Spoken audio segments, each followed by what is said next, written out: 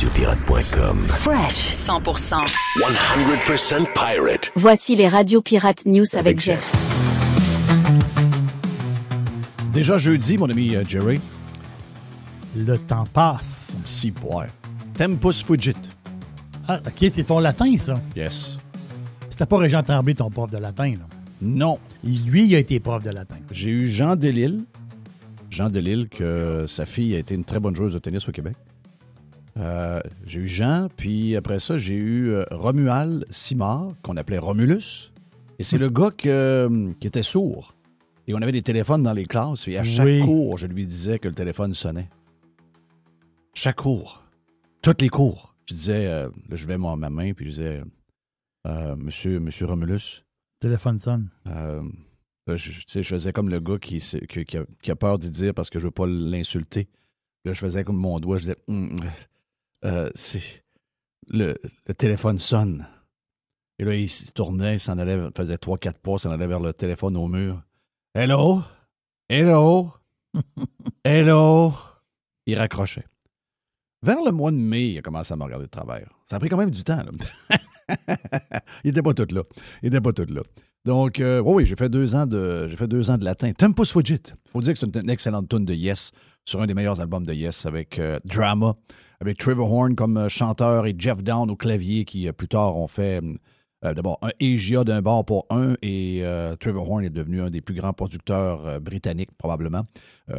Ingénieur, concepteur de 90125 de Yes et de Owner of a Lonely Heart. Donc, juste avant ça, c'était Drama. Et ça, c'est un de mes albums préférés que j'écoute encore aujourd'hui, imaginez-vous. Donc, c'est ça. On écoute un peu de musique, ça nous fait changer les idées. Parce que, my God, c'est-tu dur en ce moment de débarquer de tout ce qui se trame, tout ce qui se brasse, tout ce qui... Incroyable. Quelle journée hier encore. Pour moi, le vrai moment de la journée, puis ça, c'est mon moment à moi, là, mais c'est de voir que Donald Trump a mis sur la liste des terroristes la gang de Antifa. Ça, là, pour moi, c'est le coup de circuit de la journée d'hier. Il faut que ces groupes d'extrême gauche-là soient identifiés comme ils le sont. Ce sont des haineux, ce sont des violents, ce sont des gens qui veulent complètement chambarder notre société. Et moi, le coup de circuit d'hier, c'est que Trump, à partir de l'Angleterre, c'est magnifique. Les images, les grandes cérémonies, les sourires, les poignées de main. Garde. Et à travers ça, réussi à trouver un peu de temps pour tweeter sur Truth Social et donner un petit coup de jarnac dans les groupes d'extrême gauche. J'adore. Mais je sais, peut-être pas pour tout le monde, mais je sais que pour plusieurs, la grosse nouvelle du jour, c'est le retrait de Jimmy Kimmel. Vous savez qu'au cours de l'été, Colbert a été enlevé. C'était une question de temps, les amis, OK? Je ne suis pas certain que Jimmy Fallon va passer dans la même trappe. Jimmy Fallon est un grand gauchiste, un grand démocrate, mais c'est pas un enfant de chienne comme, mettons, Colbert ou encore Kimmel. Jimmy Kimmel ça fait partie des enfants de chienne, et je n'ai j'ai aucune sensation, j'ai aucun feeling de pitié, j'ai absolument rien. Car, tant qu'à moi, professionnellement, go to hell, va te partir un podcast, va-t'en sur YouTube, c'est probablement ce qui va arriver. D'ailleurs, donc pour les gens qui pensent que ces gens-là disparaissent, ils ne disparaissent pas. Ils disparaissent de ABC, ils disparaissent de Disney, mais ces noms-là ne disparaîtront pas. Il va s'en aller par ses propres moyens, puis il va y avoir de bons moyens en passant. Parce que toutes les late night, Colbert va faire la même chose. On sait que les gars de nouvelles ont commencé à faire ça. Donc, ça part des compagnies de production avec souvent des moyens derrière. Ce qu'on n'a pas au Québec, ce qu'on n'a pas au Canada, mais aux États-Unis, il y a beaucoup d'argent. Donc, des petits start-up de production, de shows. Et maintenant, les tribunes sont disponibles. Donc, il n'y a pas de problème pour Jimmy Kimmel. Il va se trouver quelque chose assez rapidement, mais il va être plus à son compte que gagner finalement peut-être 15 millions par année avec une équipe de fous, avec un show qui coûte 100 millions à produire. Il devra baisser ses standards un peu. Mais j'ai l'impression qu'il va se ramasser plus rapidement qu'on le pense. Un peu comme Tucker Carlson l'a fait. En fait, tout le monde. Tucker Carlson, le gars de CNN, avec le noir de CNN, le nord de CNN que j'aime pas beaucoup. Là. Lui aussi a été tassé puis s'est ramassé sur son propre show. Donc, on l'a fait nous autres. On l'a fait en 2006.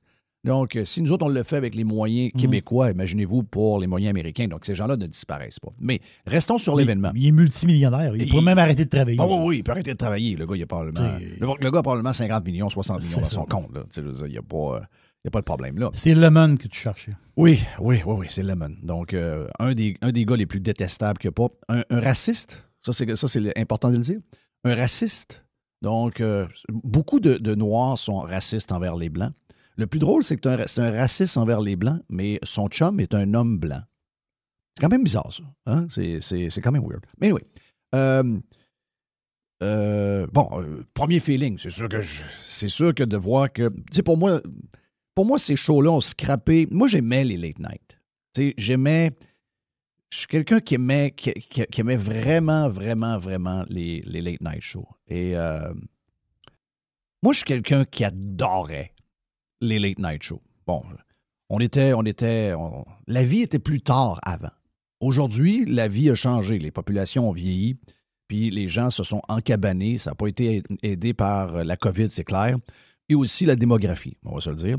Donc, auparavant, quand les late night shows commençaient, on était en train de se préparer pour sortir. Donc, c'était un autre game. Donc, moi, j'ai aimé... Johnny Carson, c'est peut-être un peu plus traditionnel pour moi, mais j'ai aimé David Letterman, un gauchiste.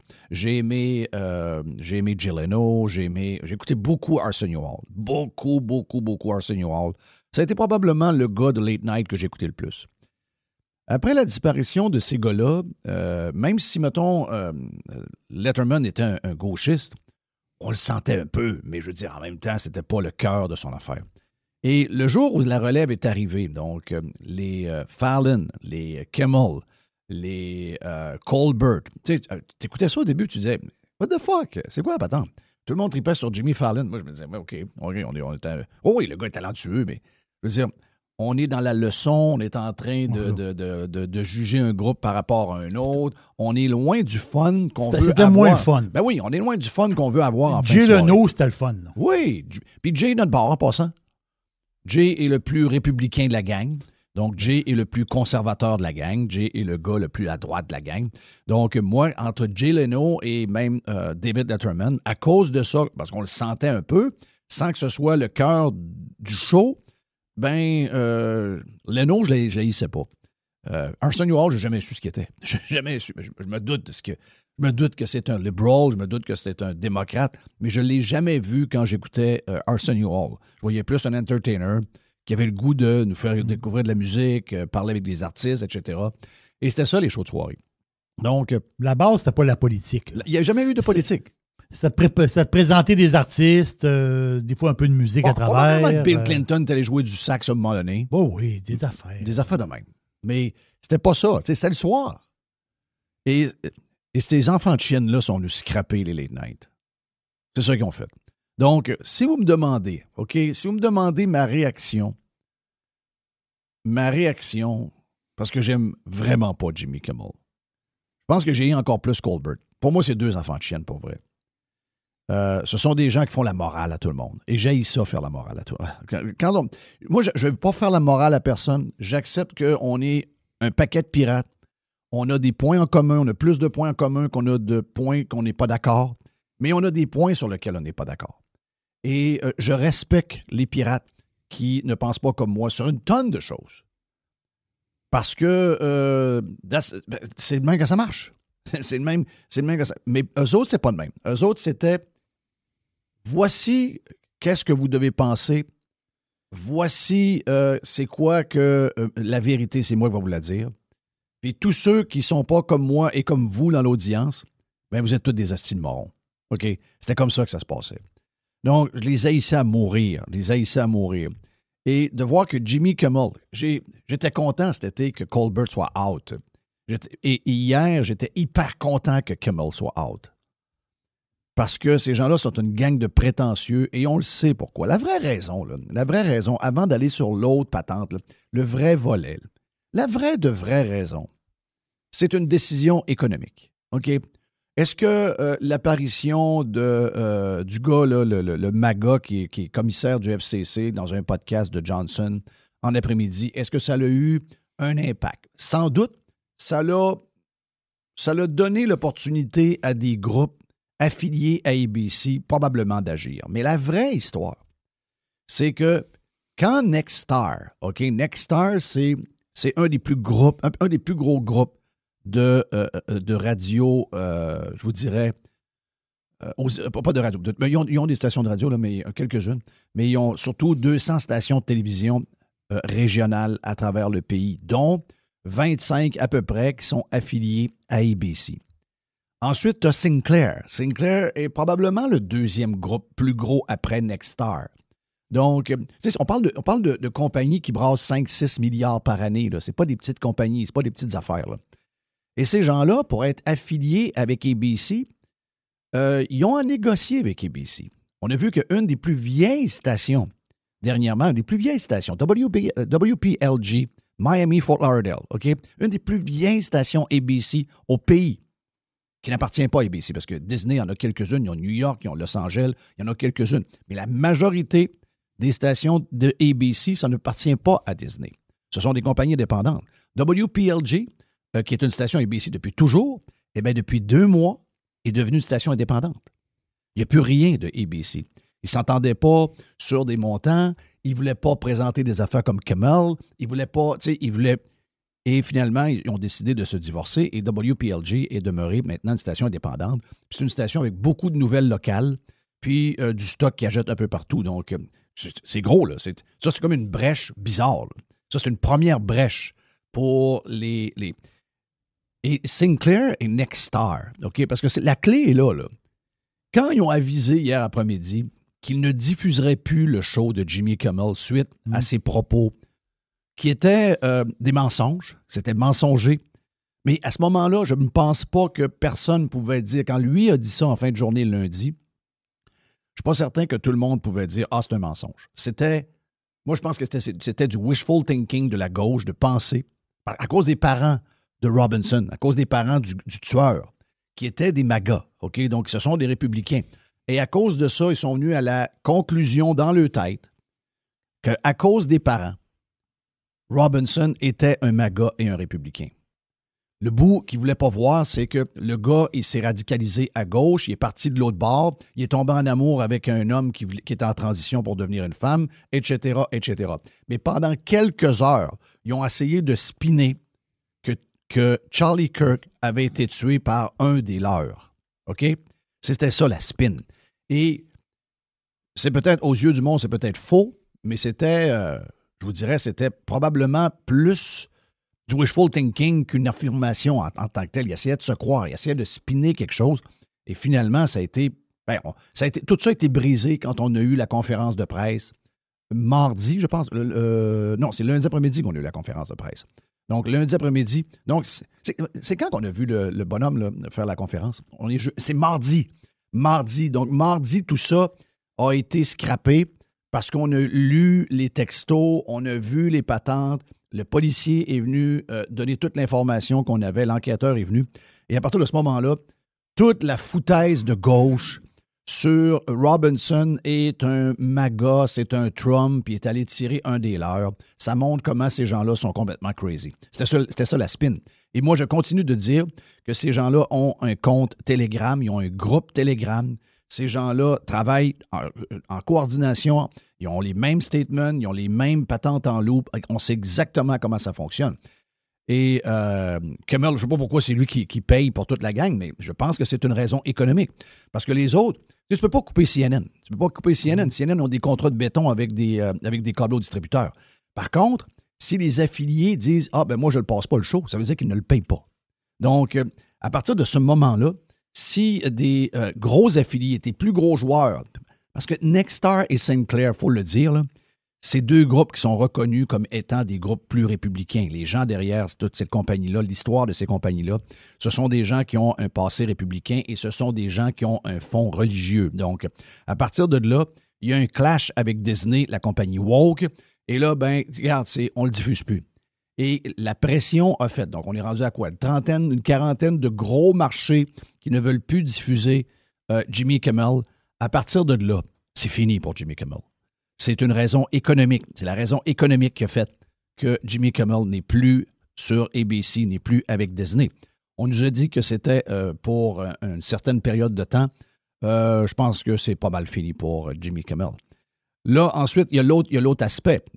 Donc là, maintenant, on a quoi en ce moment? On a des gens qui, partout à Hollywood, un peu partout, crient à la censure. Puis moi, je ne pense pas. Je pense pas que c'est de la censure du tout. On est carrément dans une décision économique. Puis à partir de là, décision économique, ben, regarde, c'est ça. Tu fais des choses. À un moment donné, si tu coûtes plus d'argent à produire que tu en rapportes, il va y avoir une décision économique.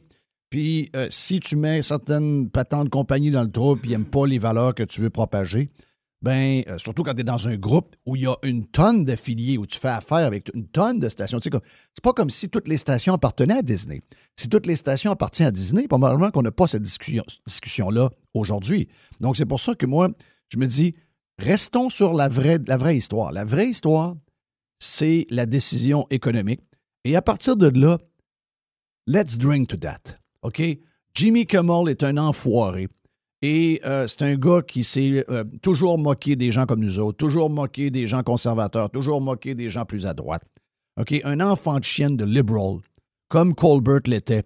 Et ces gens-là sont en train de passer au cachot un après l'autre. On ne peut pas faire autrement que s'en réjouir. Sur l'histoire de la censure, bon, là, c'est là où je diffère probablement avec plusieurs. Mais vous allez comprendre d'où je pars. C'est pas tout le monde qui me connaît. Il y en a qui me connaissent depuis la COVID. Vous me connaissez depuis que vous êtes pirate. Mais je vais vous raconter un peu que si les gens n'ont pas suivi qui je suis, c'est que la raison pourquoi Radio Pirate existe, c'est qu'on a été barré par le CRTC. Le CRTC a demandé à l'employeur du temps, qui était Radio X, de me limoger pour avoir une chance de garder leur antenne. À partir de là, vous allez bien comprendre que ce soit le CRTC au Canada ou le FCC aux États-Unis, vous ne pouvez pas compter sur moi pour applaudir. Si c'est le cas, moi je ne pense pas que c'est le cas. Je pense que c'est une décision qui est économique. Mais si c'est le cas, je me réjouis toujours de voir que Jimmy Kimmel n'est plus là. Sauf que si c'est une décision du FCC ou du CRTC, appelons ça comme ça, je ne peux pas célébrer. Hier, les gens m'écrivaient, quand j'ai fait un tweet hier, les gens, ouais, mais là-dessus, je ne suis pas d'accord. On a le droit de ne pas être d'accord. OK, moi, je ne suis pas là pour faire la morale, puis je ne suis pas là pour vous dire quoi penser. Je suis là pour vous dire ce que moi, je pense. Je ne suis pas là pour vous dire quoi penser. Mais je ne peux pas avoir, avec mon équipe à l'époque, amené 50 000 personnes dans les rues pour se tenir debout contre la censure du CRTC. Et que quelques jours après, on était allé marcher, on était 20 000 du côté d'Ottawa en avant du Parlement. C'est ça. Et 20 ans plus tard, que j'applaudis une décision du CRTC américain. Je peux pas. Je veux dire, je peux juste pas, là. Je peux comprendre votre point. OK, ben garde, on s'est tellement fait cracher d'en face, c'est tellement arrivé aux gens de gauche qu'une fois que ça leur arrive, ils vont manger la soupe qu'ils ont servie. Je comprends très bien. Il y a un fond de moi qui peut-être, je ne veux pas trop le sortir, mais il y a un fond de moi qui est avec vous là-dessus. Mais mes principes, encore une fois, mes crises de principes, je veux dire, je peux pas me déshonorer de même. Là. Je peux pas partir puis commencer à penser que je peux être de même il y a 20 ans et 20 ans plus tard, ben parce que ça fait mon affaire, je change mon capot de bord et je me vire à 180 degrés. Je peux pas. Je peux juste pas. Puis l'autre affaire, c'est que je n'ai jamais mis les étiquettes sur moi-même. OK? Les étiquettes m'ont été mises par d'autres. L'étiquette qui me colle le plus dessus, c'est probablement, plus que conservateur, c'est probablement libertarien. Bon, il y en a pour beaucoup de monde, c'est très négatif. Moi, ça me crisse rien. OK? Moi, les étiquettes que les gens me donnent, ça me crisse rien. Moi, dans ma tête, je m'appelle Jeff Fillion, j'ai 2 filles, j'ai une femme, puis j'ai Tiger. Le reste, quelle étiquette que j'ai, I don't fucking care. Mais oui, s'il y a quelques affaires qui s'appliquent pour être libertarien, entre autres, une des choses qu'un libertarien veut, il ne veut pas de gouvernement. Le moins possible. Oui. Et c'est probablement ce qui... je pense que les pirates, on est tous conservateurs. Je pense qu'on est tous de droite à un certain niveau. Mais il n'y a pas beaucoup dans la gang de libertariens. Et j'ai aucun problème avec ça. Parce que moi, je ne veux pas de gouvernement. je sais que peut-être pas tout le monde est d'accord avec ça. Moi, je veux pas de gouvernement. Donc, minime. Très, très, très, très minime. Le plus petit que tu peux avoir. Donc, ça veut dire pas de gouvernement. Ça veut dire quoi? Ça veut dire pas de CRTC. Moi, je veux pas plus de CRTC. Je veux plus de CRTC. J'en veux plus. J'en veux plus de CRTC. Je trouve que dans l'époque d'aujourd'hui, le CRTC n'a pas sa place. Alors qu'il y a un combat à l'interne en ce moment. Et c'est un peu ce qui est... si jamais ce n'est pas une décision économique, puis qu'on a su qu'il y a eu par en arrière des menaces de la part de certains commissaires du FCC pour pousser des groupes à se retirer de diffuser Jimmy Kimmel, vous savez qu'un jour ou l'autre, ça va nous repéter d'en face. Parce qu'on ne gagne jamais, nous autres. OK? Là, c'est une victoire de nous envers la gauche, mais plus souvent qu'autrement, si on donne du pouvoir à ces gens-là, c'est nous, peut-être pas là, parce qu'on a Trump pour nous protéger, mais à un moment donné, il va y avoir des démocrates, il y a des libéraux ici, il y a du monde bizarre qui nous mène. Vous savez que le Québec veut avoir son propre CRTC en passant. Ça veut dire quoi, ça? Si vous êtes pour le FCC et que vous savez que le Québec veut avoir son propre CRTC, vous savez c'est quoi le CRTC québécois? Le CRTC québécois va gérer le web. Ben oui. Il en rêve, Jeff. Le FCC québécois va... Ben oui. Si jamais ils jouent avec les décisions, la censure, ils vont gérer le web. Ils vont gérer Filion. Ils vont gérer tous ceux qui réussissent à être indépendants et surtout libres en étant sur YouTube, en étant sur Spotify, en étant sur différentes plateformes. Ils vont vouloir gérer Netflix puis ils vont crisser le camp. Exact. C'est ce qui va se passer. Donc, c'est là mon point. C'est là mon point. Puis, je vous demande pas d'être d'accord avec ça, mais c'est mon monde. C'est mon monde. Le FCC / le CRTC et les demandes d'avoir le CRTC du Québec, c'est mon monde. J'ai eu à dealer avec ça depuis 1984. Vous ne voulez pas avoir ça. Oui, vous avez le droit de vous réjouir, mais vous ne pouvez pas demander qu'une instance gouvernementale décide qui peut parler et qu'est-ce qu'il peut dire. Ouais, mais Jeff, il a menti. Ouais, mais il a menti. Il ne reste plus rien d'ouvert, là. Fox News est fermé, là. Parce que Fox News, en 24 heures, ils ne peuvent pas dire toute la vérité non plus, là. Ça n'existe pas, ça, moi. Radio Pirate ne dit pas la vérité tout le temps, dans le sens, pas voulu, là. Mais de temps en temps, on fait des affaires qu'on pense qu'est la vérité, puis 2 jours après, on s'en dit qu'on était complètement dans le champ. Donc, si on commence à jouer avec ça, on leur donne les outils pour nous contrôler. Et vous savez que dans l'histoire, on est mieux avec le moins de contrôle possible parce que dans l'histoire, ça nous montre qu'on est plus perdant que gagnant. On est gagnant hier, mais sur une longue bataille, on va tout perdre. Donc, à partir de là, regarde, vous avez, votre réflexion est aussi bonne que la mienne. Si tu as quelqu'un que tu détestes puis qui se fait mettre dehors ou se fait tasser, c'est sûr que ta première réaction, c'est que tu es content. Parce que tu l'haïs. Oui, j'ai eu cette réaction-là. On a toute cette réaction-là. J'ai eu cette réaction-là. Mais là, toi, quand tu as vu que c'était pas. Quand tu as vu que c'était une question de cash, plus qu'une question pour bâillonner le gars, mais là, t'as changé d'idée, en fait. Bien, j'étais content. Très content. Très content. Décision économique. Restons là-dessus. Faut rester sur la décision économique. Si on tombe dans la décision de la censure, on gagne peut-être hier, mais on perd la guerre. Voilà pour la partie de Radio Pirate Live des Radio Pirate News. On a 1h30 de Radio Pirate News aujourd'hui sur radiopirate.com. Allez vous inscrire. Every hour. Juste du bon stock. Radio-Pirate.com. 100% Pirate. Pirate. Radio Pirate. Radio-Pirate.com. Il y a une petite boîte. Il y a une petite boîte. Il y a une petite boîte. Bon. Boîte jeudi. Oui, la boîte jeudi.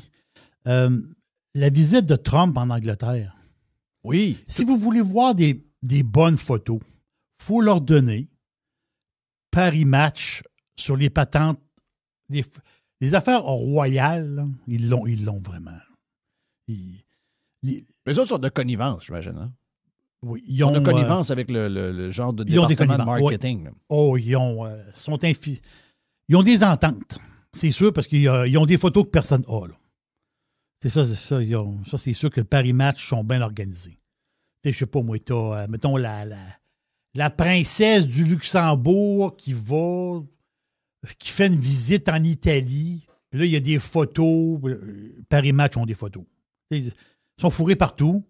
Ils doivent payer une fortune pour des photos de paparazzi de temps en temps. Mais aussi, je pense qu'ils ont une espèce de passe-droit. Parce que là, les photos qu'ils ont, c'est fantastique. Là. C'est des photos que les autres n'ont pas. Là. Puis, est-ce que tu penses que Trump a pris un petit coke diète au souper? Ben, c'est sûr que oui. Un petit coke diète, mais dans le verre de cristal. Oui. Le gars arrive en arrière, l'espèce de serveur là, super sophistiqué avec un drap blanc sur le bras. Là. Puis il arrive avec la petite canette de Coke Zéro, puis clou, dans le verre de cristal. Puis la photo aussi de Trump qui est en train de... Ben, ils se font un sourire... chacun fait un sourire à côté de Kate Middleton. Oui. La belle Kate. La femme à William. Exact. Donc, la future reine consort. Elle ne sera pas reine parce qu'elle, c'est pas... Le sang royal, c'est pas elle. Elle va être la reine consort. Un peu comme la madame au chapeau. Là. La madame bizarre. Elle, c'est la reine consort. Elle n'a pas de sang royal. Là. Le sang royal, c'est le bonhomme. C'est ses oreilles. Là. Parce que je voulais voir des bonnes photos Paris Match. Très, très bonnes photos. T'achètes pas le magazine. Tu as tout ça sur le web. Il n'y a pas de problème. Puis Paris Match. Puis l'affaire, c'est que c'est spécial parce que c'est la première fois. J'ai pas vérifié à 50 places. J'ai une source. Je peux me tromper, mais j'ai une source. C'est la première fois que de l'histoire qu'il y a un président qui fait 2 visites officielles, puis ça, c'est une visite officielle, en Angleterre. D'habitude, il y a une visite. Et les présidents, ils ont fait une visite. Même s'ils ont été 8 ans, ils ont fait une visite. Lui, Trump, c'est sa 2e visite officielle. Est-ce que c'est sa 2e visite à cause du premier mandat, c'est quoi? Ou c'est la 2e visite de ce mandat-là? Non, je pense que c'est non, je pense qu'il a fait une première visite dans le premier mandat. Il est allé voir la reine. OK. Elle était vivante, la reine, je pense, à l'époque. Là. Donc, je pense qu'il est allé voir la reine là-bas. Moi, je pense qu'il est allé voir la reine pendant la COVID. Oui. Mais t'as sûr qu'on avait vu la reine pendant la COVID, puis elle n'avait pas de masque. Elle n'a pas de masque, c'est ça. Elle s'en foutait. Là. Elle s'en foutait. Moi, la reine, je l'aime, c'est pas une hostie de woke. Non, c'est pas une woke. C'est pas le woke. Ça, c'est sûr que c'était pas une woke. Il y a une affaire qui est le fun. C'est quand il y a une réunion de même officielle, il y a toujours des cadeaux. Il y a toujours comme un genre de cadeau officiel qui se donne. Donc, Trump a donné en cadeau la réplique exacte de l'épée du président Eisenhower. Eisenhower, c'est lui qui était président des États-Unis de 1953 à 1961. Donc, il était là 8 ans. Il a fait 2 mandats, Eisenhower. 53 à 61. Mais lui, Eisenhower, c'était le commandant suprême des forces alliées en Europe pendant la Deuxième Guerre mondiale. Il était président par la suite. Lui, c'est un gars de l'armée. Là. Ouais. Lui, c'est le commandant suprême. Là. Donc, les armées sur le terrain en Europe contre l'offensive des Alliés contre les Allemands, c'est Eisenhower qui menait la patente. Là. Donc, le cadeau de Trump, c'est la réplique exacte de son... quand tu es dans l'armée, puis tu as des hauts gradés, tu as un genre d'épée. Là. Donc, c'est la réplique exacte de l'épée d'Eisenhower. Wow. Et le cadeau des Britanniques à Trump. Oh, j'ai trouvé ça pas pire. 15 à 24 de Coke Diet. Ça aurait pu être- UK.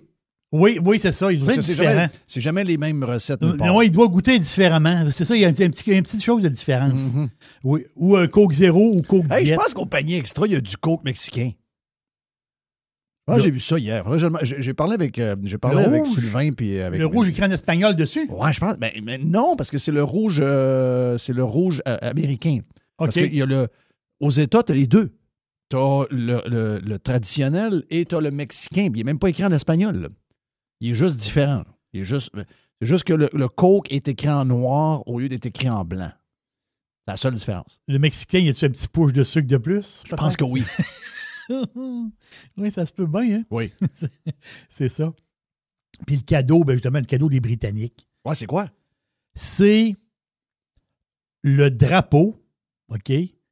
Quand Trump a fait son investiture, c'est quand Trump a pris le pouvoir, officiellement, c'est toujours en janvier. T'sais, les élections sont en novembre, mais quand tu prends le pouvoir officiel, c'est dans le coin du 20 janvier Oui. ou dans ce coin-là, là, veut dire un peu à la fin du mois de janvier. Donc, il y a le drapeau britannique qui était sur le château de Buckingham. Le grand drapeau britannique sur le château de Buckingham, la journée que Trump est devenu président des États-Unis, mais ce drapeau-là, ils l'ont plié, puis ils l'y ont donné. J'ai trouvé ça vraiment hot. L'Union Jack? Oui. Wow. Mais lui qui était sur Buckingham Palace la journée qui a été président des États-Unis. Je trouve que Dis-moi non pourquoi toutes les c'est grosses... juste dire, c'est le genre de cadeau que même un milliardaire ne peut pas s'acheter. C'est ça. T'sais, et là, l'histoire là-dedans. Là. Ben oui. Parce que quelqu'un qui est milliardaire, il peut acheter n'importe quoi. Il peut faire n'importe quoi. Ça veut dire, mais ça, il ne peut pas l'avoir. Parce qu'il y en a un drapeau. Qu'il n'y a pas accès. Même s'il y a bien de l'argent, il ne peut pas aller le chercher. C'est ce côté-là que j'aime, la patente. Pourquoi tous les boss des compagnies de technologie ont profité de ce meeting-là pour être là? Ils sont tous là. Toute la gang. On dirait que Trump, maintenant, il est tout le temps en gang avec le gars d'Apple, Zuki, le gars de Microsoft. Ouais, tout le monde est là. C'est quoi qui se passe? La business. Est-ce que tu sais que Nvidia vaut plus cher que le Canada? Je ne savais pas, mais Je suis pas tellement surpris. Oui, Nvidia vaut plus cher que le Canada. Oui. Donc, Nvidia est plus gros qu'un des pays du G7. Est-ce que si je m'en vais dans la foule... Je vais aller voir la valeur. Là. Si je vais dans la foule... La valeur boursière. Là.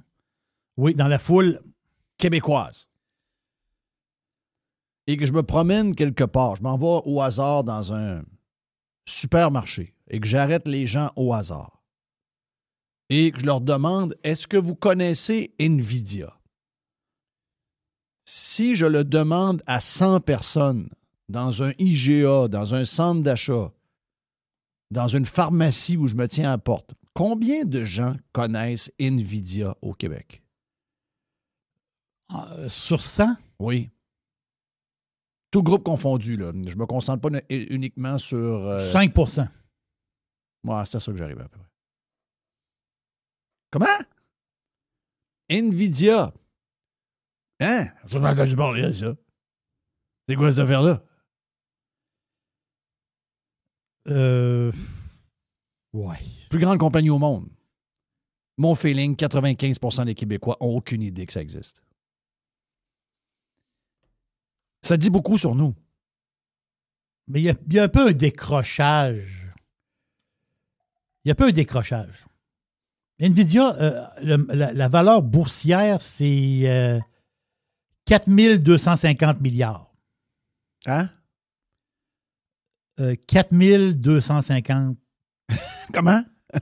257. OK. C'est 4,257 T. Trillion. OK. Donc, c'est 1 trillion, c'est 1000 milliards. C'est plus gros que le Canada, là. Et pourtant, je ne sais pas pour le côté canadien, je ne connais pas le Canada. Désolé.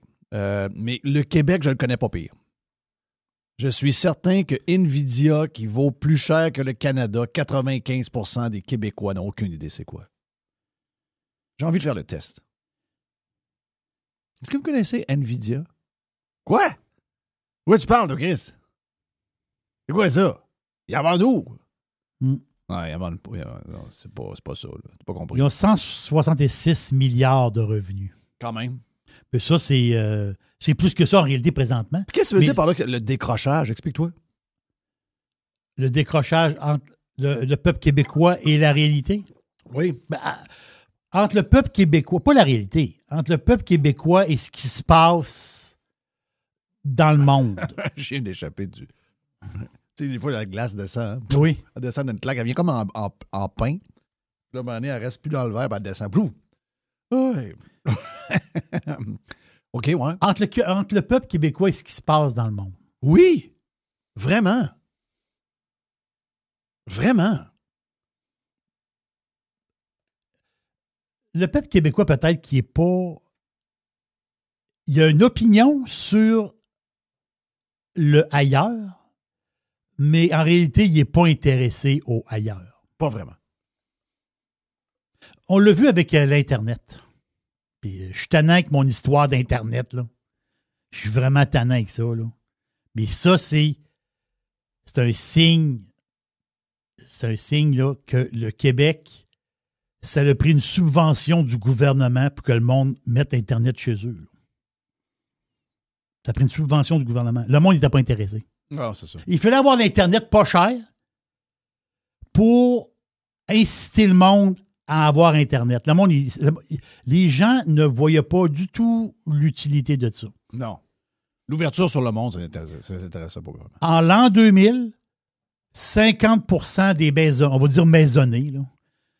En l'an 2000, 50% des maisonnées avaient Internet. À la maison. Tu as Internet à la maison. 50% du monde avait Internet à la maison. L'autre 50%, c'est encore lycée. Ouais. Ça l'a pris Bernard Landry, ça fait 100 fois qu'on le dit. Mais Bernie, Bernie, c'est un péquiste, là. Mais Bernie, à un moment donné, il n'avait pas le choix, là. Là, il dit, faut faire un... Si ça continue de même, le Québec, ça va être l'âge de pierre. Donc, le Québec, là, ça va être comme un pays sous-développé d'Amérique du Sud ou une patente de même, là, dans 10 ans. Faut que tu fasses quelque chose, tu n'as pas le choix. T'as pas le choix. Là, ils ont dit, il y a une patente de brancher des familles, ça coûtait genre 175$ là, pour l'année. Là. Ça coûtait rien. Là. Ça coûtait 200$ pour l'année. Là. Patente, là. Payé, c'est le gouvernement qui payait l'Internet au monde, là.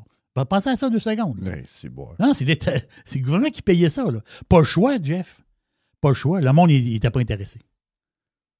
C'est un peu ça, le Québec. Là. Le Québec, c'est spécial. Mais ça. Puis le manque de curiosité des Québécois. C'est plein de choses de même, là. C'est des choses que les Québécois ou les journalistes du Québec vont reprocher aux Américains. Les Américains, ils pensent juste à eux autres, puis ils ne s'occupent pas de ce qui se passe ailleurs. Mm-hmm. Les Américains, là, sont dans le soupe, sont dans le patente. Puis ce qui se passe ailleurs, ils s'en calissent. Ah ouais. Puis ils ne sont pas tellement au courant de ce qui se passe ailleurs. Oui, c'est mon Ça, Jeff, c'est dans l'air, là. Ça a toujours été dans l'air, là. Les Américains sont repliés sur eux-mêmes, ils n'ont pas besoin des autres, ils sacent du monde, sacent de tout le monde, nanani.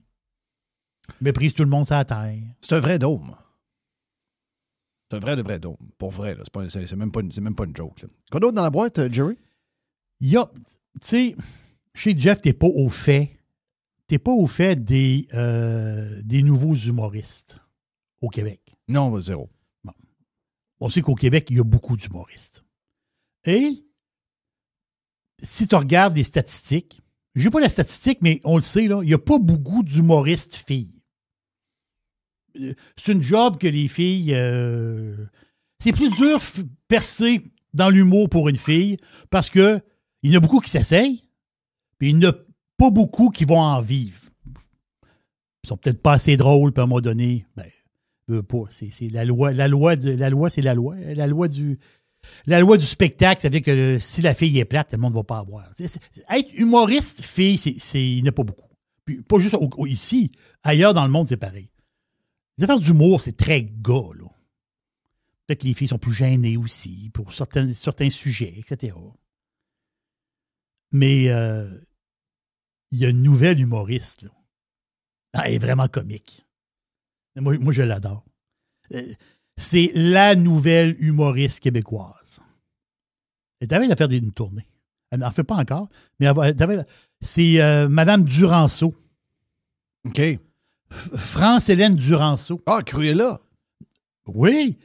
Elle, c'est la nouvelle ministre la nouvelle présidente du Conseil du Trésor. Donc, en bon terme québécois, c'est la ministre de la sacoche.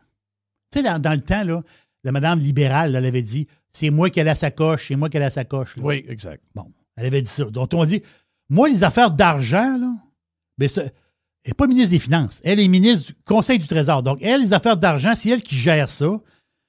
Donc, la ministre de la sacoche, la nouvelle, parce que l'ancienne, c'était Sonia Lebel.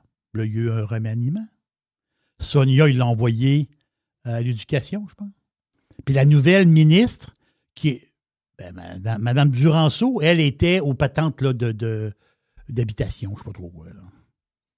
Mais elle est comique. Là. Non, je ne pensais pas qu'elle était drôle, non même. Non, mais elle est drôle. Elle est drôle, là. Elle va demander sa carte de UDA, c'est sûr. Là. Elle a envoyé une lettre officielle à ses collègues ministres, aux autres ministres. Elle a écrit une lettre. Puis la fin, c'est que la lettre, il y a quelqu'un qui l'a poignée. Tu sais, c'est pas supposé d'être une lettre publique, si on peut dire. C'est une lettre pour les ministres. Là. Et dans sa lettre, Mme Duranceau, la ministre de la sacoche, a dit qu'il faut là. Et riez pas. C'est dur, parce que c'est une bonne humoriste. Là. Et elle a dit que là, ce qu'il faut faire, il faut réduire la bureaucratie. Il faut que les ministères soient plus efficaces. Riez pas. Elle dit, il faut diminuer les programmes, réduire les effectifs. Arrêtez de rire. Et aussi, il faut tout faire ça, autrement dit, baisser la bureaucratie, être beaucoup plus efficace, diminuer les programmes, réduire les effectifs sans impact pour les services aux citoyens. Et je la trouve tellement drôle.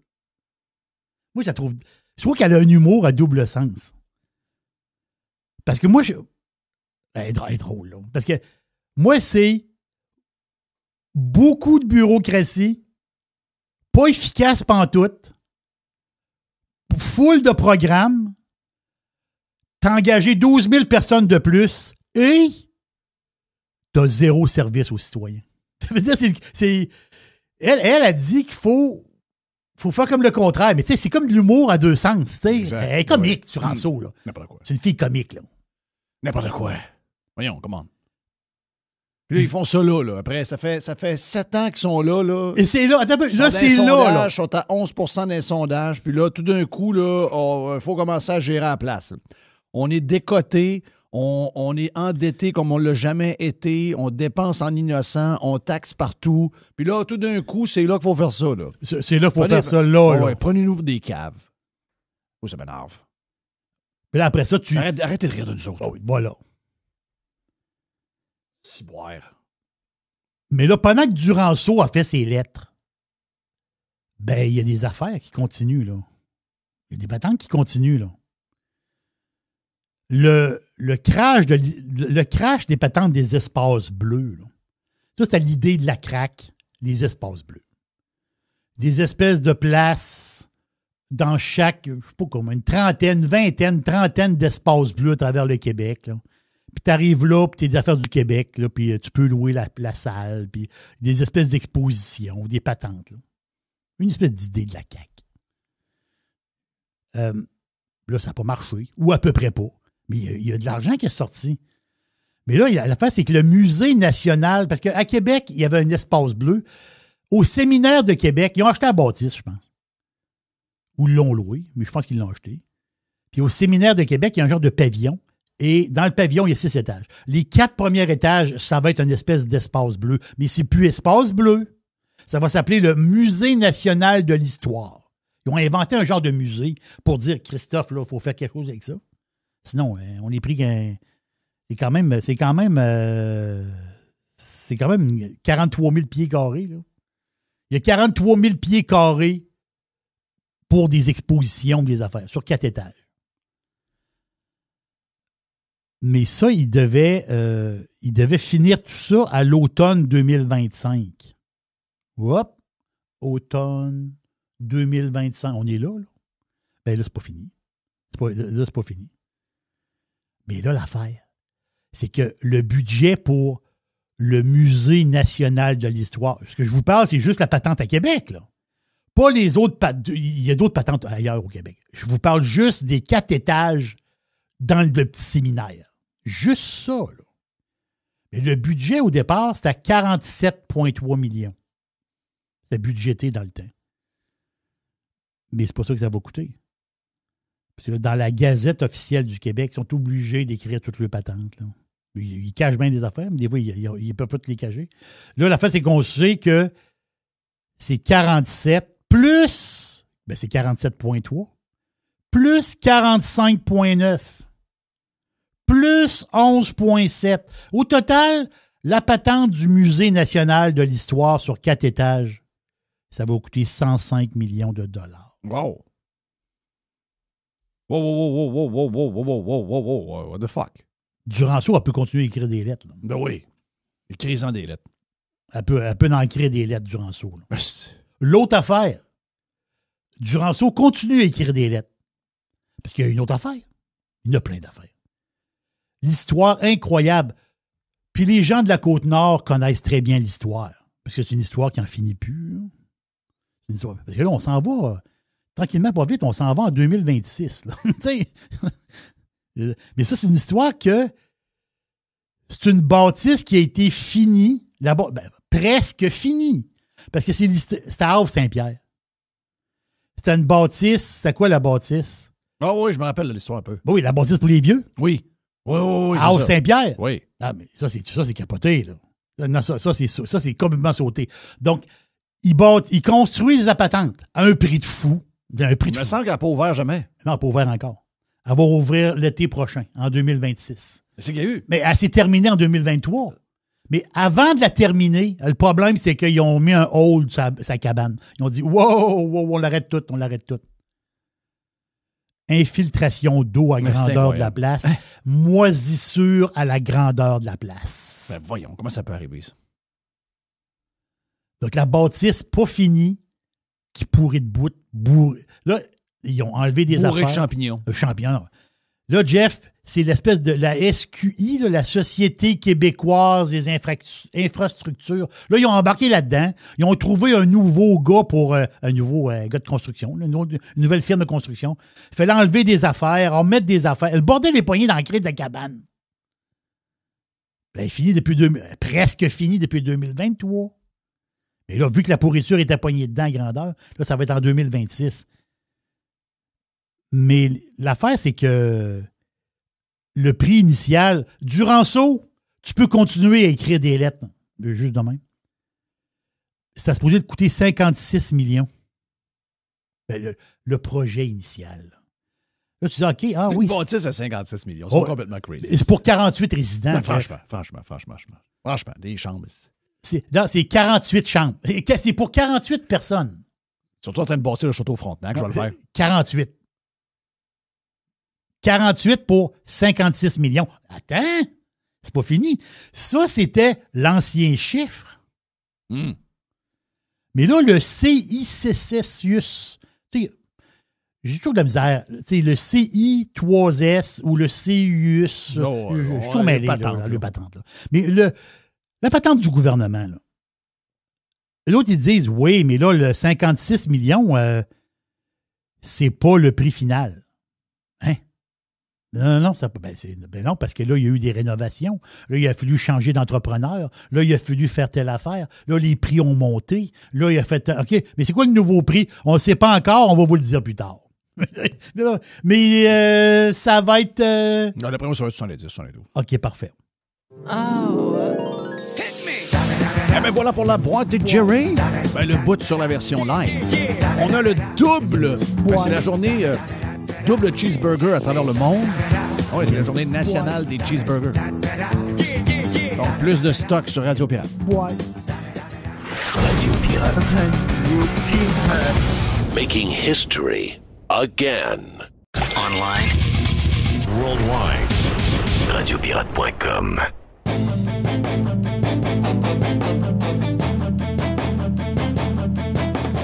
On est avec Yann et Frank. Et pour commencer, c'est notre chum Frank qui est là. Puis ça donne bien parce que je me suis dit, les premiers sujets, ça va être pas mal Frank parce que je vais essayer de comprendre tout ce qui s'est passé au cours de la dernière semaine.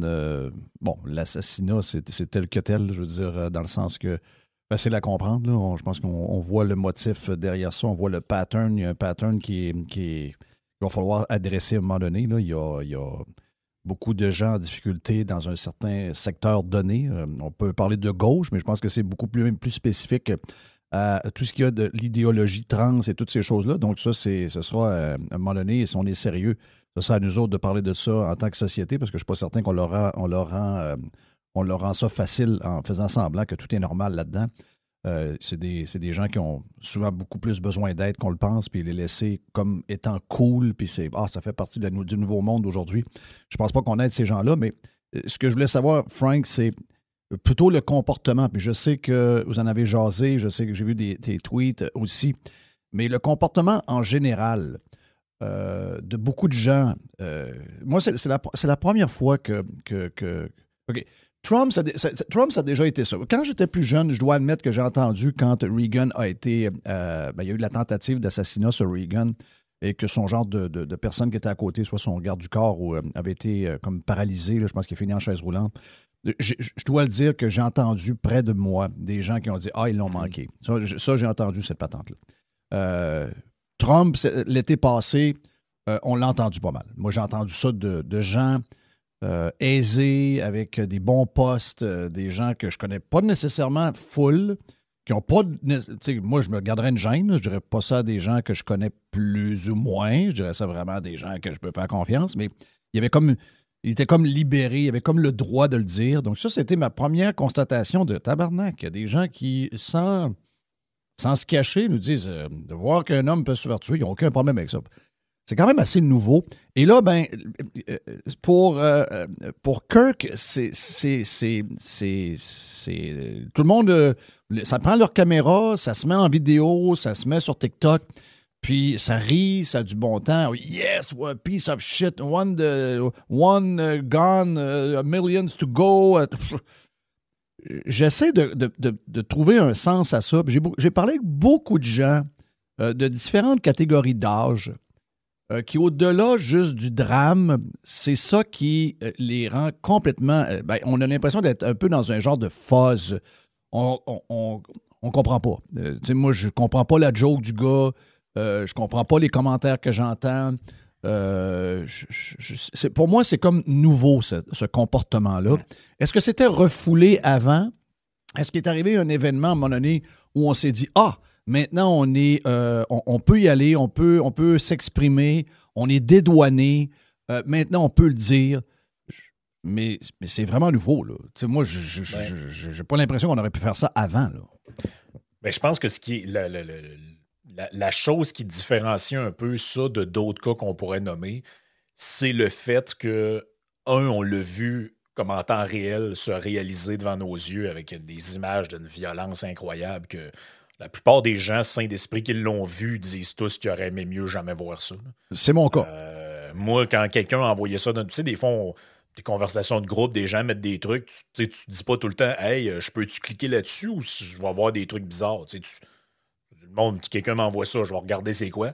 Moi, j'ouvre ça, puis je vois les giclées de sang, puis tout, je dis « Ah, t'as peu, là, Chris, c'est quoi je viens de voir là, pour vrai? » Puis si j'ai eu comme quelques instants à me dire « Est-ce que j'ai bien vu ce que j'ai vu? » On est rendu paranoïaque un peu dans le sens les AI à cette heure.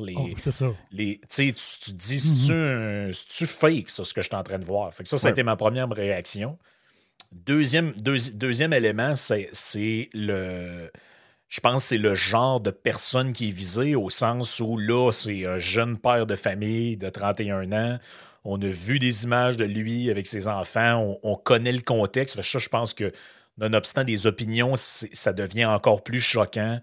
Je dis pas que c'est moins grave qu'un bonhomme de 80 se fasse shooter. C'est pas ça, mais je pense que c'est moins choquant pour les gens de le voir. Dans le sens où tu te dis, OK, c'est un peu comme quand tu apprends dans ton entourage que quelqu'un de 25 a un cancer généralisé. C'est tout le temps plus choquant que d'apprendre ça pour ta grand-mère de 93. C'est l'humain est fait de même. On a beau dire ce qu'on veut, on est fait comme ça. Mais je pense que si tu regardes, pendant la COVID, 2020 ou 2021, je ne me souviens plus de la date exactement, on apprend que le premier ministre britannique est amené aux soins intensifs, Boris Johnson, parce qu'il a la COVID, puis il est entre la vie et la mort. Moi, je me rappelle très bien, comme si c'était hier, de message. J'espère qu'il va crever, le gros tabarnak. Puis en britannique, là, on comprend que c'était pas en langage québécois comme je viens de le faire. Là. Mais ça, je les ai vus, ces messages-là. Puis dans le temps, je me disais, mais voyons. Tu sais, parce que là, tu as tout l'argumentaire qui vient en arrière de tout ça, c'est oui, mais. Dans le sens que comme il était radical dans l'esprit de certains, il y a un mais qui vient après, là, c'est pas acceptable. Mais Boris Johnson, il y avait quoi de radical, lui? Rien pas tout. Il n'y avait rien pas tout. C'était un conservateur beige comme il y en a 50 000. Fait qu'en réalité, c'est pas l'aspect. C'est un conservateur radical. à la Doug Ford. C'est ça, c'est un genre. Boris Johnson, c'est Doug Ford. Là. Oui. C'est exactement ça. Fait que c'est pourquoi lui, il le méritait aussi, dans le fond. Juste l'étiquette conservateur, c'est assez. Ah ben voilà. Moi, je pense qu'il y a beaucoup ça derrière le truc. Parce que là, on essaye de dire, ouais, mais quand même, il avait dit ci, il avait dit ça. Moi, je pense qu'il n'y avait rien dit. Même si tout ce que vous dites est vrai, s'il avait rien dit de tout ça, vous diriez la même chose un peu pareil. T'sais, fait que c'est pour les plus crinqués de la gang. Fait que je pense que ça, c'est un prétexte qui est donné, là, les raisons idéologiques. Puis après ça, bon, t'en as eu plusieurs. T'sais, même à notre petite échelle québécoise, ça a été quoi les commentaires quand André Arthur est mort? J'en ai vu beaucoup, moi, des trucs pas chic. Là. Ouais, il y avait ci, il y avait ça. C'était quand même une pourriture. Oui. Puis là, on avait tous un peu les mêmes Tous les gens qui sont rendus sur Blue. Blue... C'est toute la gang qui sont rendus sur Blue Sky, là. C'est ça. Ouais. Mais tu sais, on se disait tout, ouais, mais tu sais, André, il a un fils, ce fils-là, je veux dire, pensez à lui 3 secondes, là, me semble ça manque d'humanité un peu. Mm-hmm. Il y a eu la même chose avec le Doc Mayou. Tu sais, je pourrais te faire la liste interminable. Fait que tu sais, quand tu dis c'est nouveau, je pense que ce qui est nouveau, c'est comme l'exposition à la violence du geste, mais des gens qui se réjouissent de la mort de d'autres mondes. Écoute, c'est vieux comme le monde. Rappelle-toi du texte de Pierre Falardeau qui disait « J'étais allé aux funérailles de Claude Ryan », puis il avait écrit un texte qui s'appelait « Salut pourriture ». T'es comme Claude Ryan, t'as fait quoi, lui, à part être chef du PLQ? Là? Ouais. Je veux dire, il a tué quelqu'un, Claude Ryan, il a violé c'est sûr quelqu'un. qu'aujourd'hui, à cette époque-là, il y avait juste des gens qu'on pouvait voir. Et aujourd'hui, les moyens, tout le monde maintenant a un moyen de se faire voir. Ce qui n'était pas le cas il y a 20 ans, il y a 30 ans. Donc là, maintenant, aujourd'hui, on peut... Puis je sais que probablement que si on les collait toutes un à un, c'est peut-être pas aussi nombreux qu'on pense. Mais tu as raison que le moyen qu'ils ont maintenant de s'exposer, il est là pas juste pour Pierre Falardeau ou pour tel ou tel animateur ou journaliste ou chroniqueur. Tout le monde peut devenir chroniqueur. Donc, c'est là la différence. On a l'impression qu'il y en a beaucoup. Mais il y avait quand même beaucoup de violence, pareil, dans tout ce que j'ai entendu. Là, ces affaires, tu ris, t'es content, je sais pas, il y a quelque chose qui se passe. Mais moi, comment je vois ça, c'est que il y a des gens qui, en voyant ces images-là, ont vu un opposant politique éliminé. Ils ont ressenti du plaisir ou de la joie ou de la satisfaction à ça.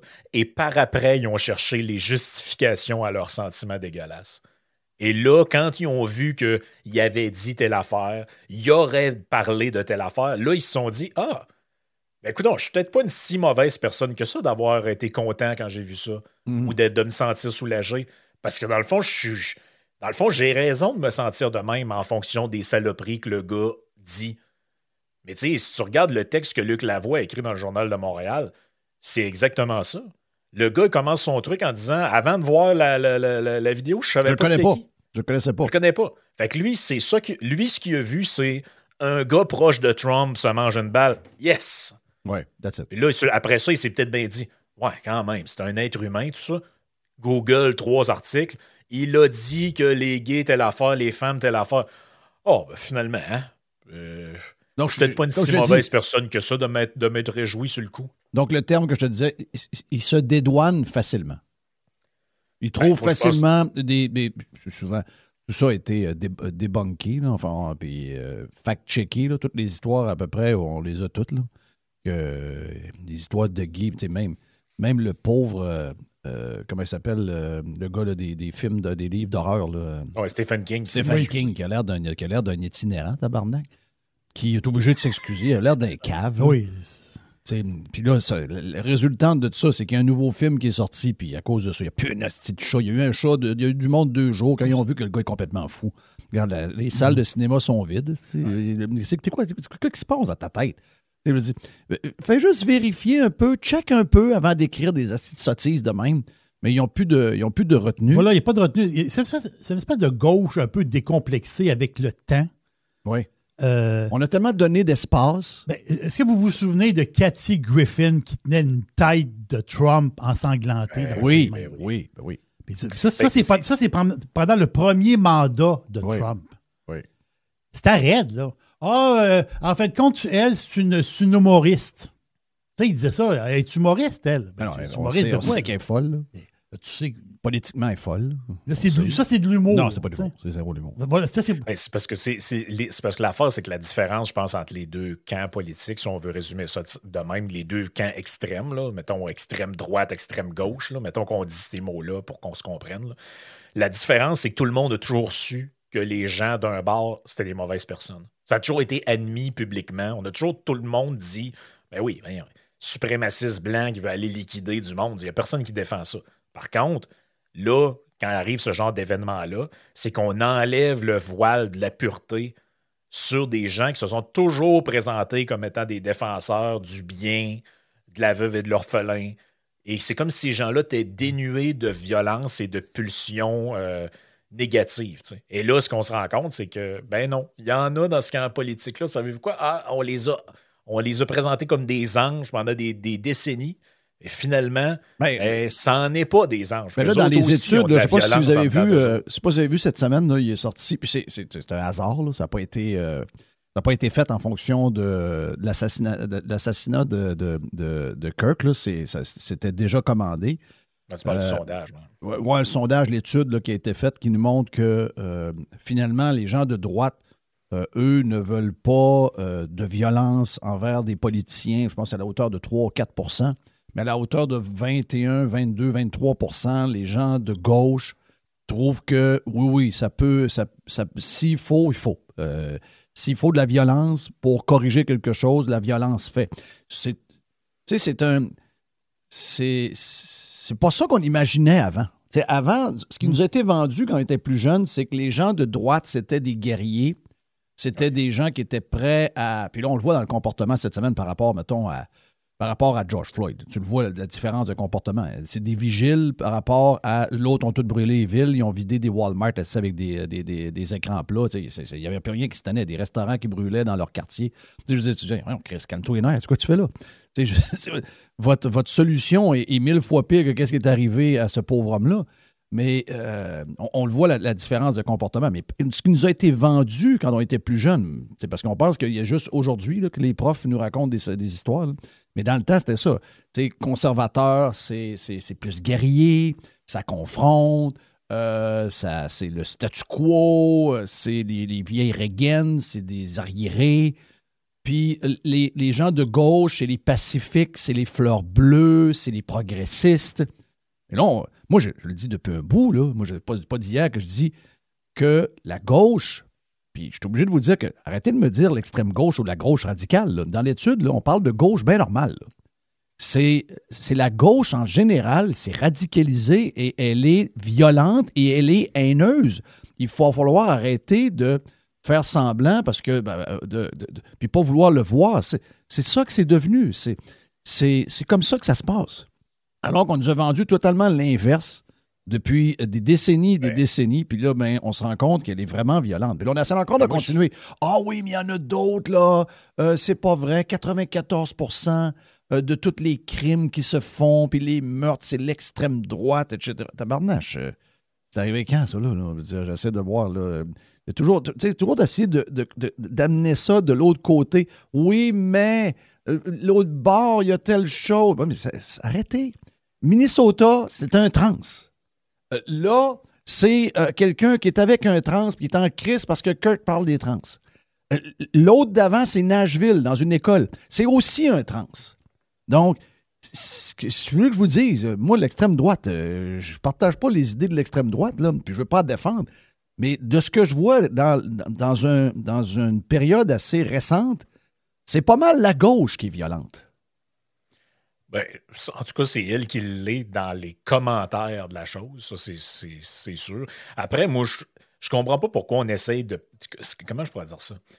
Tu sais, j'en ai vu plein des articles là-dessus, puis des rapports, puis oui, là, ils prennent toutes les tueries, puis ils classent les tueurs selon sont de gauche ou de droite.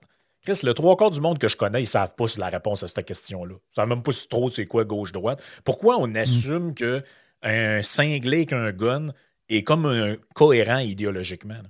Moi, je pense que ces gens-là, c'est des radicaux déséquilibrés.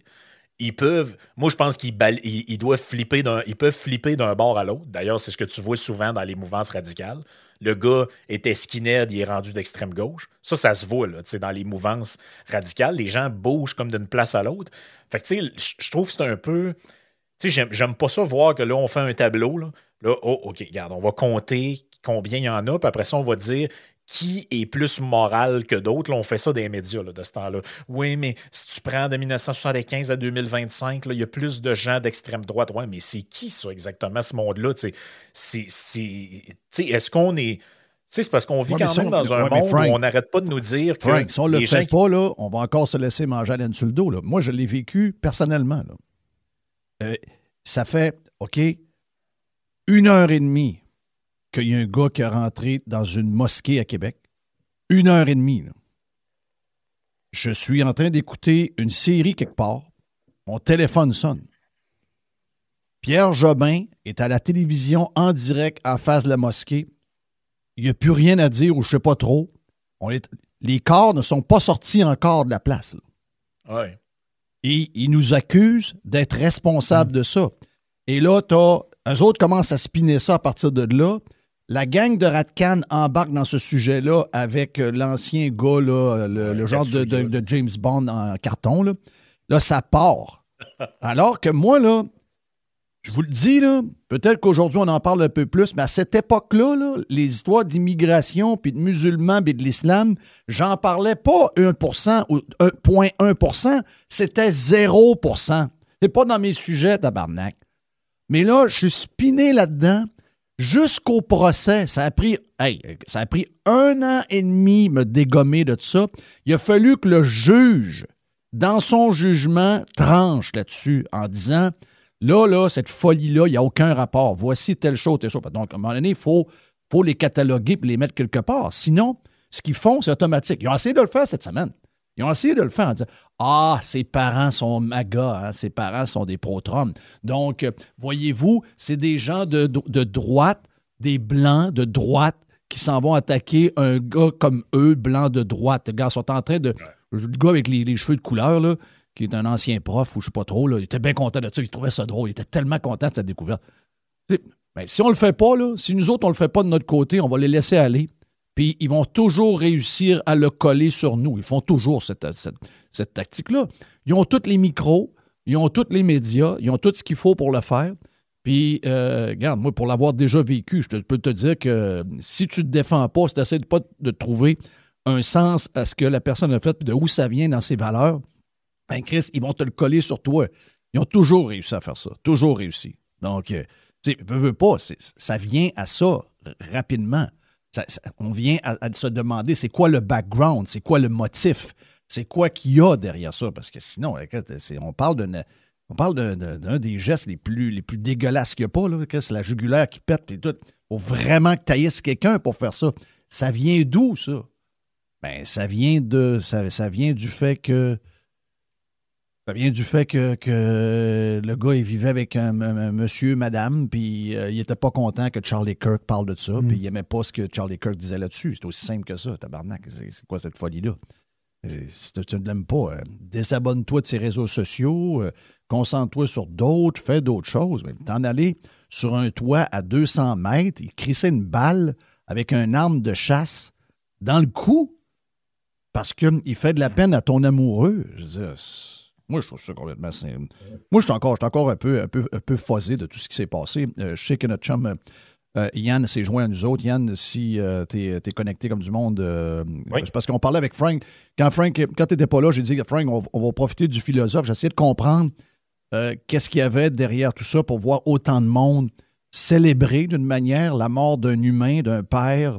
Je n'en ai rien à crisser du côté il est hyper religieux, il est hyper conservateur, il a ses affaires sur le mariage gay. I don't fucking care. Donc, moi, je vois juste un homme. Moi, c'est la seule affaire que je vois. Puis, et aussi, demain matin, et aussi, il arrive de quoi, Chris? Je pleure et aussi. Je pleure Bernie Sanders. Je vais même pleurer Biden. Je vais pleurer tous ceux que j'aime pas. François Legault, je l'aime pas bien. Je veux pas qu'il arrive à rien. Puis c'est pas vrai que je vais me réjouir s'il arrivait quelque chose. C'est quoi cette affaire-là? Cette affaire-là, ça s'appelle des principes, Jeff. Des C'est-à-dire? valeurs. Oui. OK, oui, je comprends ce que tu veux. Oui. OK. C'est ce qui manque à plusieurs personnes dans nos médias. Ils n'ont pas de boussole. Ils sont désorientés. Leur seule boussole, c'est les clics. Tu sais, à un moment donné, le sujet, il est chaud, OK? Pour vrai, tu regardes le sujet Charlie Kirk, si tu mets Charlie Kirk dans un titre, si tu mets la photo de Charlie Kirk dans ton thumbnail, tu vas avoir 40-50% plus de vues, le double de d'habitude, peu importe ce que tu fais. Même chose sur X, tout ça. Fait que l'incitatif de parler du sujet est définitivement là. Mais ça vient quand même avec une responsabilité. À un moment donné, il faut se servir de sa tête. Il y a une façon d'en parler du sujet. Donc, des gens comme nous, évidemment, ignorer ce sujet-là, c'est stupide. On a les deux mains dans les algorithmes, les deux mains dans les sujets chauds pour notre auditoire. Notre auditoire le connaît bien, notre auditoire est attristé, fait que c'est naturel qu'on en parle. La gauche, de son côté, c'est beaucoup moins naturel pour eux. La plupart ne le connaissaient pas pour vrai, surtout au Québec. Mm-hmm. Puis là, ils regardent les points bonus que tu obtiens dans les algorithmes de parler du sujet. Donc, ils se sentent forcés d'en parler. Ben, il y a des façons de le faire qui peuvent être correctes, puis il y a des façons de le faire qui peuvent ne pas être correctes. Puis ils se gâtent à y aller dans le pas correct parce qu'ils veulent juste la visibilité que ça donne. Ça, tu sais, c'est encore plus sournois que ça en a l'air, dans le sens que si c'était juste des mauvaises personnes tout court puis qui ont pas de jugement, des affaires de même, ce serait une chose. Mais là, c'est qu'ils sentent le besoin d'aller se construire une notoriété puis une acceptabilité sociale en bitchant quelqu'un qui est décédé qu'ils ne connaissaient pas la semaine passée. Ah, mais voilà. Tu sais, on a fait jouer ce matin dans notre partie Patreon Catherine Etier à Masbourian. Tu sais, les événements se sont passés il y a quelques jours. Elle a pris le temps d'écrire sa chronique, parce que c'est une chronique écrite. Toutes les chroniques sont c'est tout écrit partout. Patrick Lagacé à Montréal écrit. Radio-Canada, c'est écrit à grandeur. Donc, il y a quelqu'un. Moi, je pense que même que ça a été. Avant que ce soit lu, il y a quelqu'un qui approuve. Là. En plus. Fait que, tu sais, Puis quand tu écris quoi, tu y réfléchis. Mm-hmm. Tout ça a été fait de manière préméditée. Puis là, tu t'écoutes ce qu'elle a à dire. Puis le transfert. Puis là, il y a tout un jeu d'équilibriste qui se passe, une acrobatie intellectuelle pour changer la victimisation de place. Parce que ce qui est payant au niveau des clics, c'est la victimisation. Fait qu'elle a fait tout un grand détour pour dire, à cause de notre société, on vit dans une société, à cause de notre société qui impose de réagir rapidement, donc c'est à cause des algorithmes et ces affaires-là, il y a des gens qui ont réagi trop vite, comme, exemple, Rachel Gilmore. Ben ça, c'est pas de la faute à Rachel Gilmore dans sa tête, c'est de la faute à la société, les exigences de la société. Et elle se trouve après d'ailleurs, ça... D'ailleurs, c'est qui, hein, Rachel Gilmore? Désolé, c'est une Canadienne, ça? Ouais, c'est une journaliste elle était à ABC, je pense, puis ils l'ont mis à la porte parce qu'elle était trop radicale à gauche. OK, mais elle, c'est quoi, Canadienne, elle? Je pense que oui. Okay. Ben, son modus operandi va ressembler beaucoup à Marie-Ève Doyon, par exemple. OK. Crisse le feu, puis après ça, dénonce les attaques qu'elle reçoit. Ouais, j'ai remarqué ça.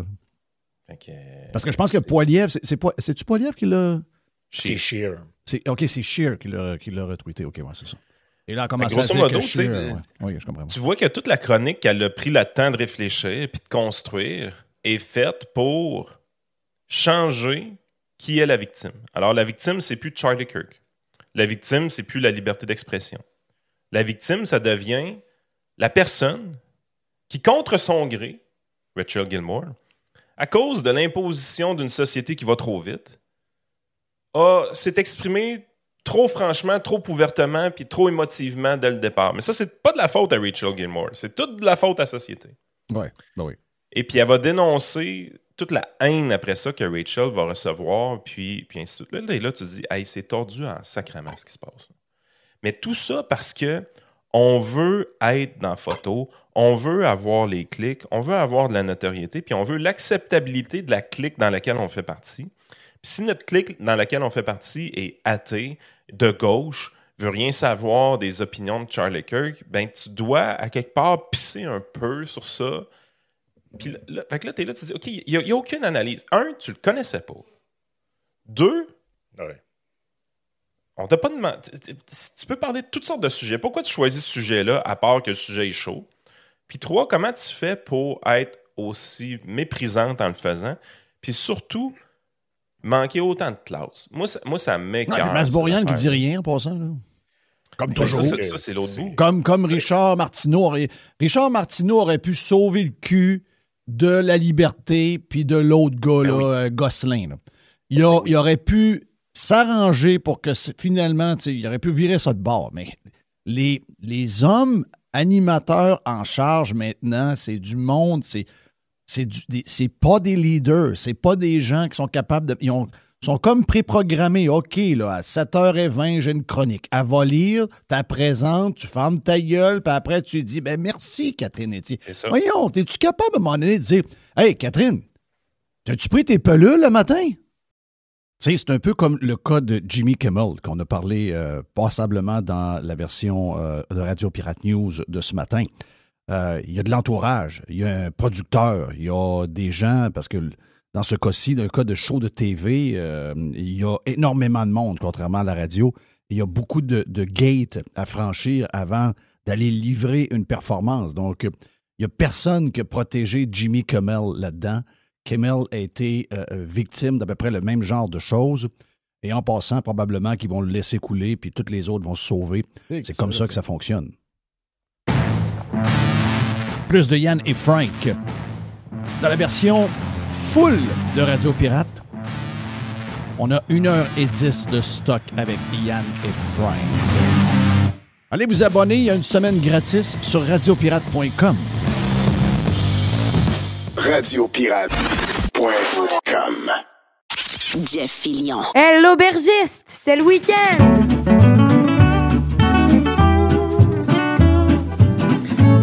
Oui, j'ai soif.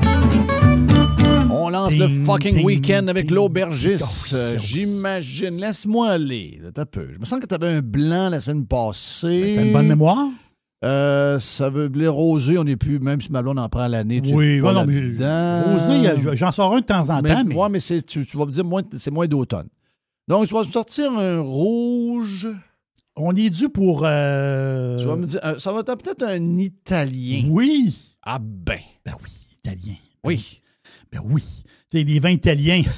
Y a-tu des fans de vins italiens? Quand je prenais du vin, c'était mes vins. Voilà. Mon fiston, c'est un fan fini de vin italien. Grand fan de vin italien. Puis tu sais, là, on s'en va, on est sur la route, on est en Italie. Beaucoup de monde sont allés en Italie l'été passé. Donc, l'Italie, très populaire, de toute beauté. L'Italie, c'est des musées à ciel ouvert continuellement. C'est fou, là, les villes, la beauté de la place. Donc, on est entre Sienne et Florence. Donc, on se promène. Et on est où?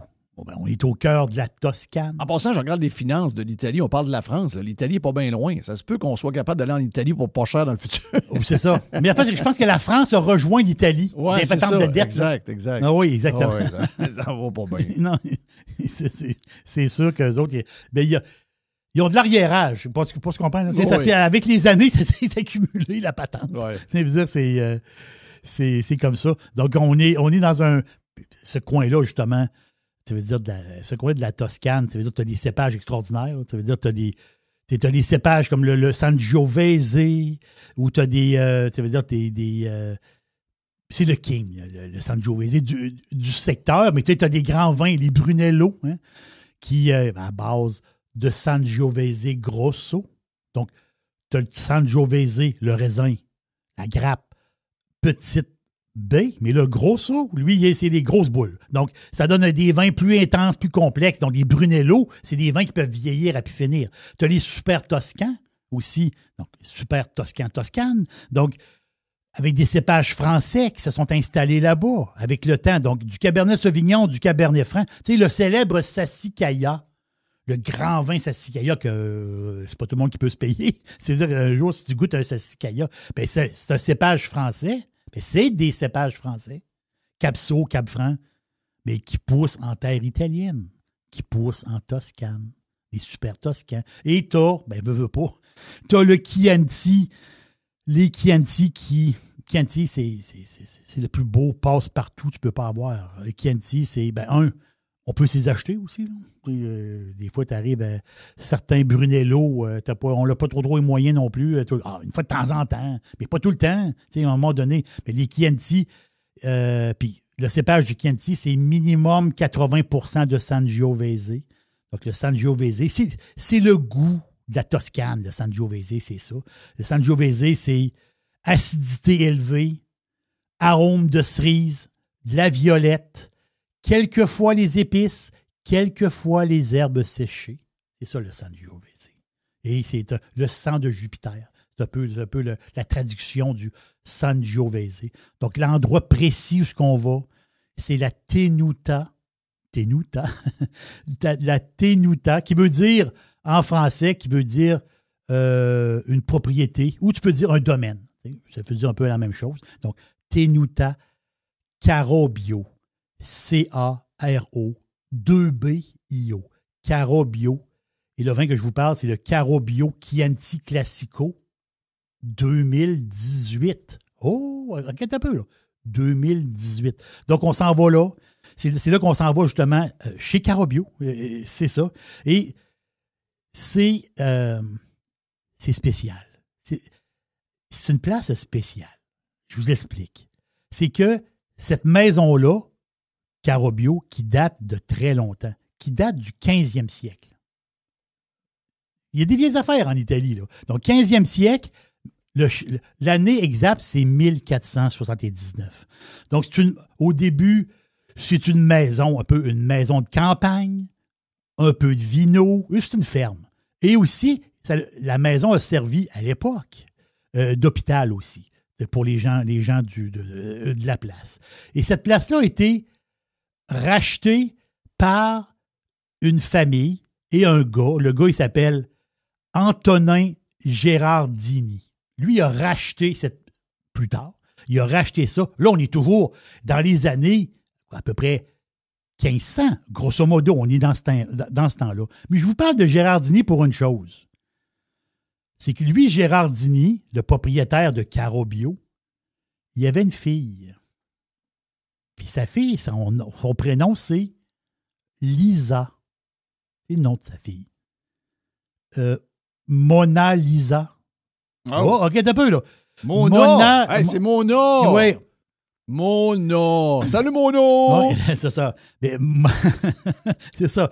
Mona, on dit Mona Lisa parce que ça veut dire, on va dire Madame Lisa. Quand tu dis la Mona Lisa, le visage, la femme qui est là, c'est Madame Lisa. C'est ça que ça veut dire. Mais la fin, c'est que Mona Lisa, c'est quoi?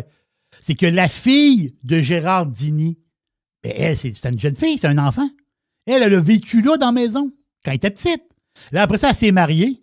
Puis quand elle s'est mariée, son mari, qui l'adorait, il a voulu avoir une image d'elle. Il a voulu avoir une représentation de sa femme. Il n'y a pas de caméra dans le temps. Non. Excusez-moi. Non, il n'y a pas de caméra dans le temps. Donc, ça veut dire que, qu'est-ce qui s'est passé? Il a demandé un bonhomme. Le bonhomme s'appelle Léonard de Vinci. Il Ils ont Non. dit... Non, c'est tout du monde un peu... Ça me dit quelque chose, ce monde-là. Tout, Oui. tout le monde que tu parles, on dirait que je les connais. Donc, le farmer, il a demandé à Léonard de Vinci, il dit, peux-tu faire un portrait de ma femme, Lisa? Léonard dit, pas de problème, on va te faire ça. Fait que la célèbre Mona Lisa, que son nom, c'est Lisa, elle a vécu dans la maison Carobio. Quand tu y penses, c'est complètement capoté, là. Mais j'adore ces histoires-là. J'adore l'histoire toutes ces apparences. Donc, le domaine Carobio, les autres, ils font des huiles, beaucoup d'huile d'olive. Okay? Et aussi, il y a comme un petit hôtel. Tu sais, il y a des gens que tu peux aller coucher sur place. C'est de toute beauté, Jeff. C'est en Toscane. Ça n'a pas de bon sens. Là. Ça n'a pas de sens. Là. La beauté est autour de toi. Là.